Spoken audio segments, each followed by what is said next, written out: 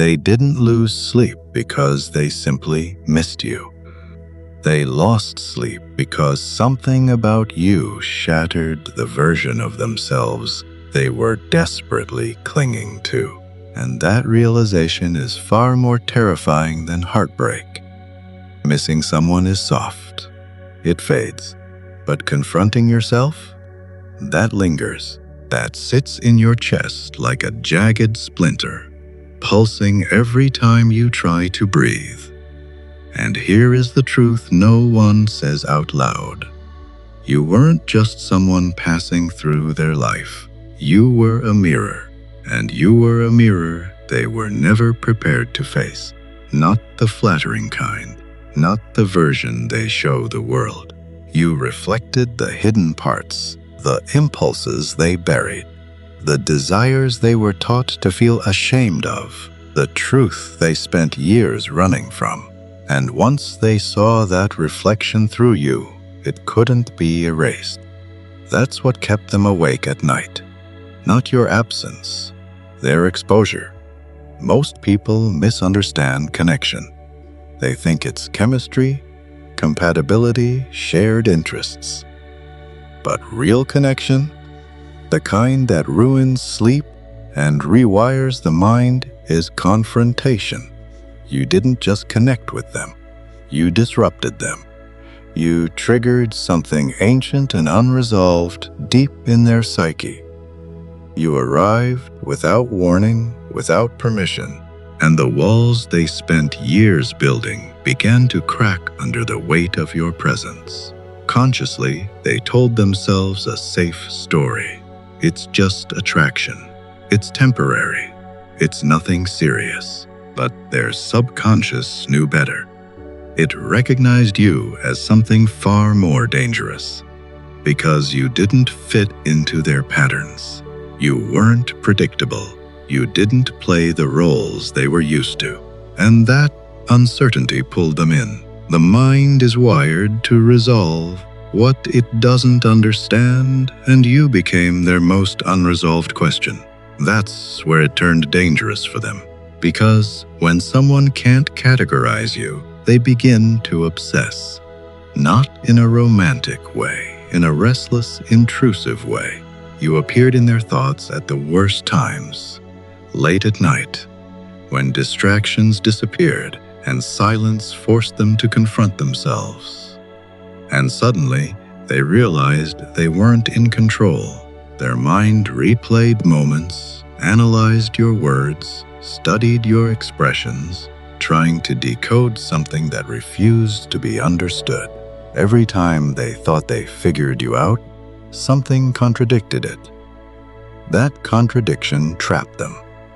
The human brain demands closure, and you became the most incomplete pattern they had ever encountered. But here's what they refused to admit. You didn't just confuse them. You made them feel.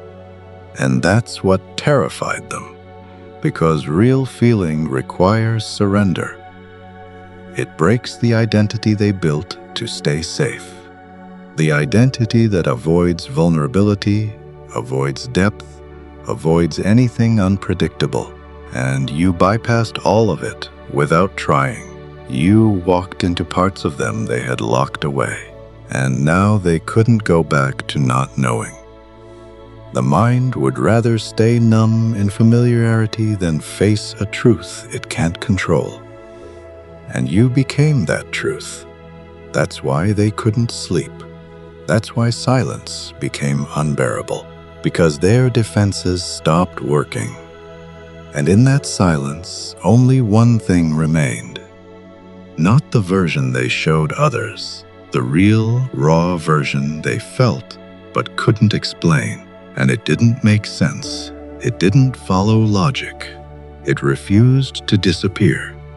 So they tried to suppress it. But suppression doesn't erase anything. It amplifies it. The harder they pushed you away, the stronger you returned. They distracted themselves, rationalized it, denied it. But their mind kept pulling you back. Because you weren't just a thought. you were a rupture, a fracture in their identity. And when identity cracks, the mind panics, because identity needs stability to survive. And you introduced instability to their ego that felt like danger. So they tried to eliminate the source. But here's the contradiction consuming them. The same thing that threatened their identity also pulled them in. Fear and desire colliding at once. Part of them wanted to run. Another part couldn't stop moving toward you. And that internal conflict is what kept them awake at night. They told themselves it meant nothing. But their body told the truth. Because the body doesn't lie. It showed up as restlessness, as tension in their chest, as a quiet agitation every time you crossed their mind. You didn't just enter their thoughts. You bypassed their entire psychological system.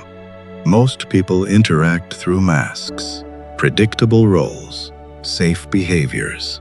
But you didn't respond the way they expected. You didn't validate the identity they relied on.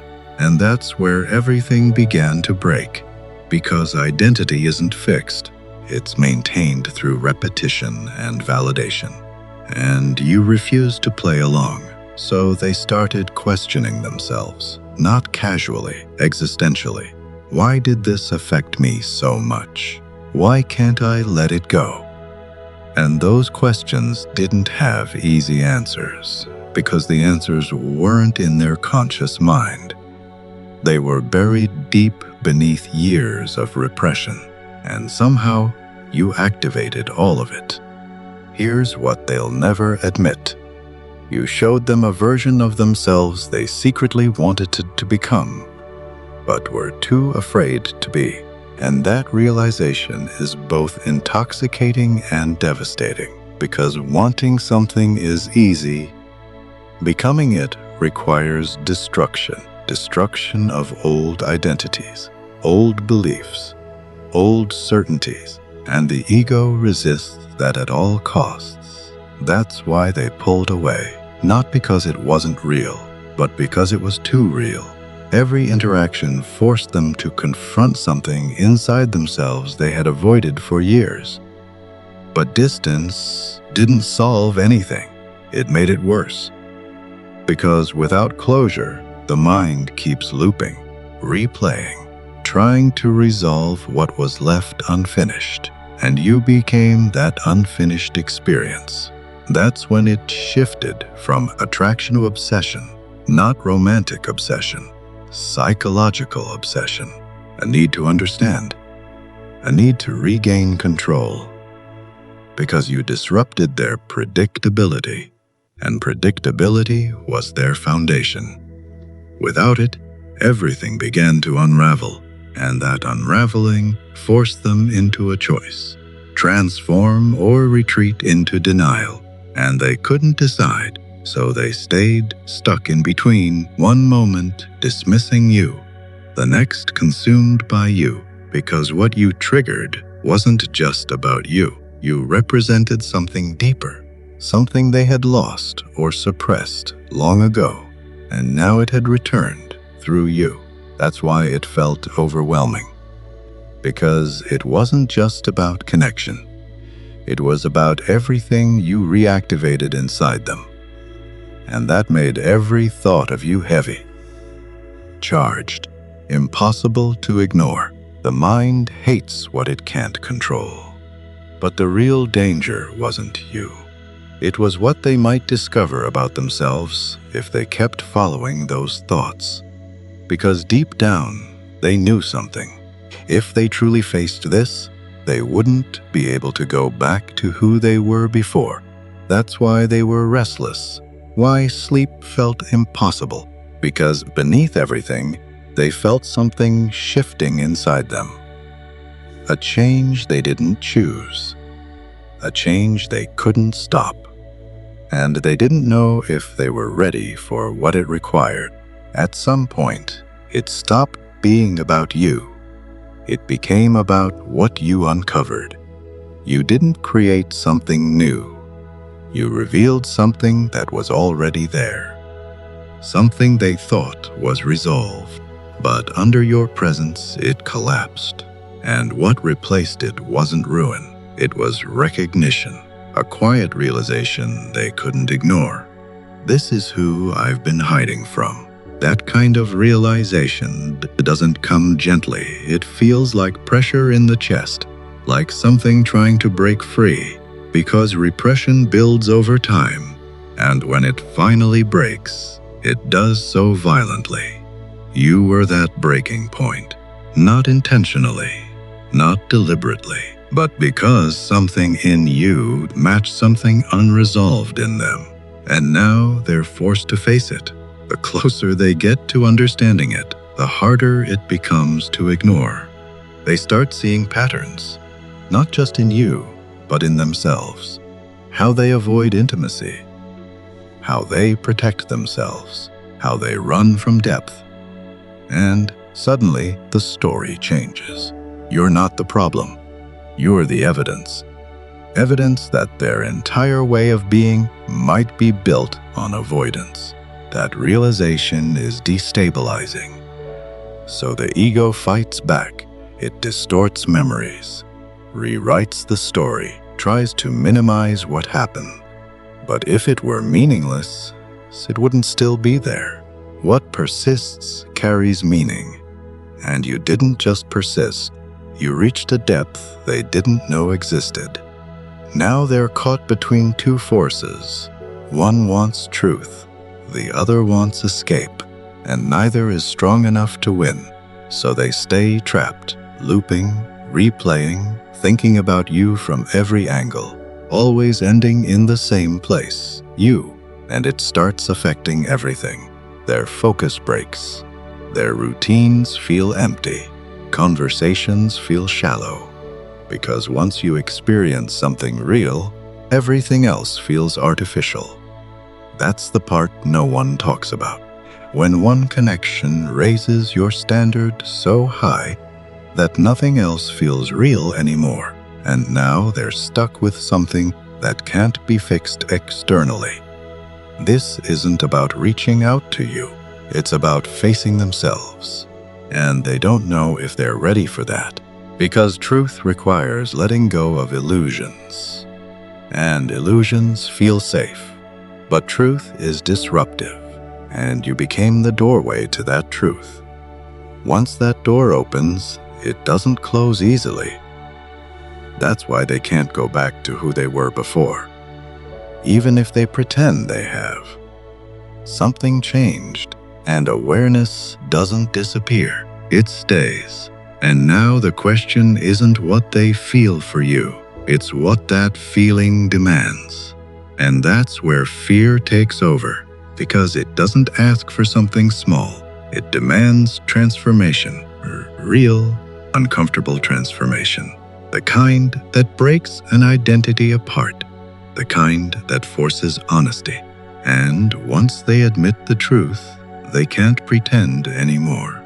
That's where they are now, close enough to feel it, but not ready to say it. And holding that truth inside is exhausting. Eventually, avoiding it becomes harder than facing it. And that's where they're stuck. Not at peace, not in denial, but cornered. Because everything they used to distract themselves stopped working. And what's left is awareness. Raw, undeniable awareness. You didn't just affect them. You revealed them. Not the version they show the world, but the one underneath. And now they see their patterns clearly. How they avoided depth, avoided vulnerability, avoided truth. Until you made avoidance impossible. And now comes the final question. Why did this reach me so deeply? And the answer is uncomfortable. Because you didn't create something new. You uncovered something that was already there. And now it's conscious. And once something becomes conscious, it doesn't go back. That's why this feels different, heavier. Because it's not just emotion, it's identity. And identity doesn't shift quietly. It breaks. And now they can't ignore it anymore. The person they were before you doesn't feel real anymore. It feels incomplete. And holding on to it is becoming unbearable. Because once you see truth, pretending feels suffocating. And that's the real fear. Not losing you, but losing who they thought they were. Because if they accept what you revealed, there's no going back. They have to change. And change is uncertain. But staying the same now feels worse. So now they stand at a crossroads. Run from it, or face it, bury it, or become it. But one thing is already permanent. They can never go back to not knowing. You were never the problem. You were the catalyst. The moment everything hidden came into the light. And whether they face it or run from it, they will carry that awareness forever. And that is what kept them awake.